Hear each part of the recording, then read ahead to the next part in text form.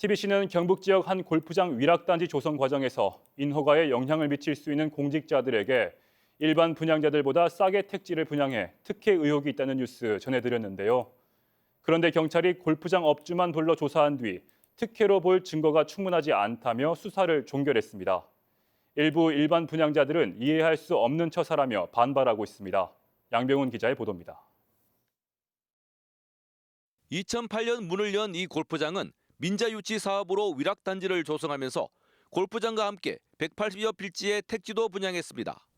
택지 분양자들에겐 골프장 이용료 할인 혜택을 주었는데 대중제 골프장이 해서는 안 되는 회원제 방식 영업이어서 경상북도의 제재를 받았습니다.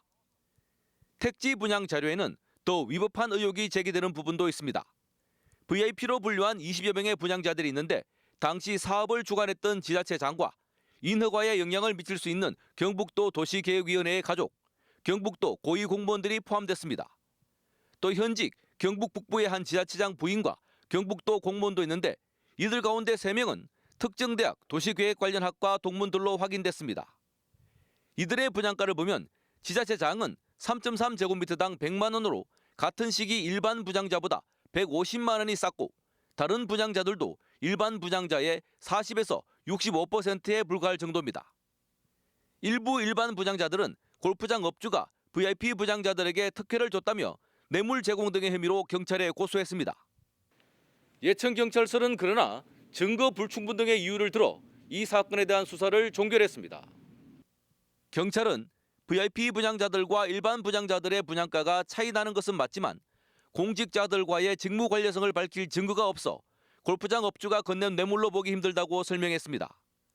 그런데 경찰은 피고소인들 가운데 골프장 업주 1명만 불러 조사했을 뿐 나머지 3명은 소환 조사를 하지 않았습니다. 피고소인들을 불러 조사할 만한 명확한 증거가 없기 때문이라고 하지만 고소인 측은 소환 조사도 않고 증거가 없다고 판단한 건 수사 의지가 없는 거라며 반발하고 있습니다. 의심할 만한 사유가 충분히 있다는 거죠. 그러면 조사는 최소한 해야 되고 그 조사 결과를 가지고서 판단을 해야 되는데 조사도 하지 않고 불송치 결정을 했다면 이거는 국민의 입장에서는 절대로 납득할 수 없는 거죠.